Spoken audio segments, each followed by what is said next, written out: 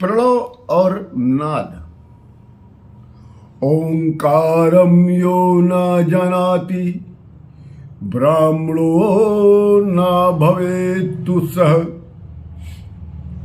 जो ओंकार से अनभिज्ञ है, जिसे ओंकार का ज्ञान नहीं है, वो ब्राह्मण नहीं हो सकता। जिसे ओंकार का ज्ञान नहीं है, वो ब्राह्मण नहीं हो सकता। ओंकारो यो न जानाति ब्राह्मणो न भवेतु सः। इसीलिए कहा गया है कि ब्राह्मणों को ओंकार का ज्ञान होना आवश्यक है। ओंकार, ओम और प्रणव ये पर्यायवाचक शब्द हैं।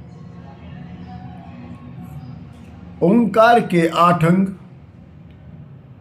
ओंकार के 4 पांव और ओंकार के 3 नेत्र और 5 दैवत युक्त हैं। इसी ओंकार से नाद प्रकट होता है और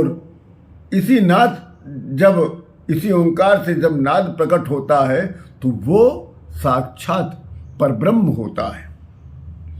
ओंकारम रथमारुहम विष्णु कृत्वात सारथितम ब्रह्मलोक पदान्वेषी रुद्राराधना तत्परः। जो ब्रह्मलोक पद के अन्वेषी हैं, वे ओंकार रूपी रथ में आरूढ़ होकर विष्णु को सारथी बनाकर रुद्र के आराधन में तत्पर होकर तब तक इस रथ की सवारी करते हुए चलते रहते हैं जब तक रथ के चलते रहने का पथ स्थित रहता है।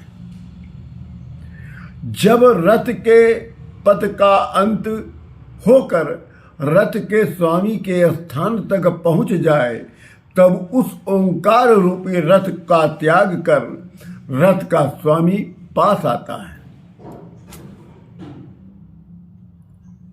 मात्रा रूप आकारादि स्वर शब्द व्यंजन आदि का त्याग करके जब मकार मात्रा बिंदु के रूप में नासिका के द्वारा प्राण के घर्षण से उच्चारित स्वर हो, तो उस पद पर ध्यान लगाए हुए आगे बढ़ना चाहिए। पर कैसे आगे बढ़ना चाहिए? कास्य घंटा निनादस्तु यथा लीलयति शांतये।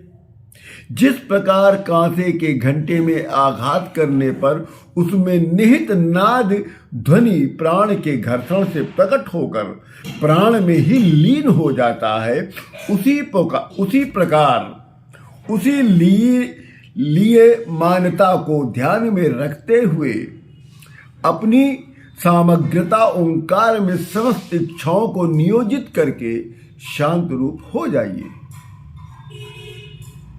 शब्द रूप आकार, उकार और मकार और बिंदु वाले ओंकार के शब्द जब नाद ब्रह्म में लीन हो जाता है, तब उसे परब्रह्म कहा जाता है। जब उस नाद ब्रह्म में धियम रूप महत्व तत्व लीन होने लगे, तो ब्रह्म रूप वृद्धि तेज रूप में अमृत स्वरूप आत्मा को जानना चाहिए। इसीलिए कहा जाता है कि ब्राह्मणों को ओंकार्यो न जानाति ब्राह्मणो न भवेतु सः। इसलिए ब्राह्मणों को ओंकार का ज्ञान होना चाहिए, ओंकार से अनभिज्ञ नहीं होना चाहिए।